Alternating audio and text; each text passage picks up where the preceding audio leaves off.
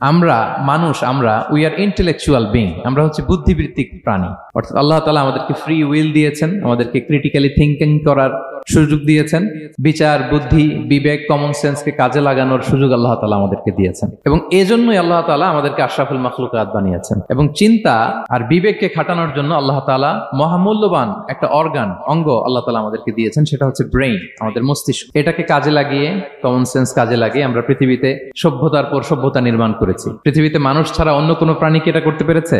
এবং আপনি শুনলে অবাক হবেন, আমাদের এই যে ছোট্ট ব্রেইনটা, খুব বেশি না কিন্তু ওজন, একটা প্রাপ্তবয়স্ক মানুষের human brain on an average 3 pounds, মানে 1.5 কেজি। এই 1.5 কেজি ওজনের ব্রেইন দিয়ে আমরা পৃথিবীতে এই সভ্যতাগুলো বিনির্মাণ করেছি। আমাদের এই ব্রেইনের মেমোরি ক্যাপাসিটি, মেমোরি স্টোরেজ অনেক বেশি। বিজ্ঞানীরা গবেষণা করে ওনারা জানিয়েছেন যে আমাদের হিউম্যান ব্রেইনের মেমোরি হচ্ছে 2.5 পেটাবাইটস। আপনারা মেগাবাইটের নাম শুনেছেন, গিগাবাইটের নাম শুনেছেন, পেটাবাইট হয়তো অনেকে শুনেন না। পেটাবাইট আরো অনেক বেশি, অনেক বড়। তো 1 পেটাবাইটে হয় 1 মিলিয়ন গিগাবাইট। তার মানে আমার আর আপনার যে হিউম্যান ব্রেইন, এই ব্রেইনের ক্যাপাসিটি হচ্ছে 25 লক্ষ গিগাবাইট। সুবহানাল্লাহ, এত আসতে।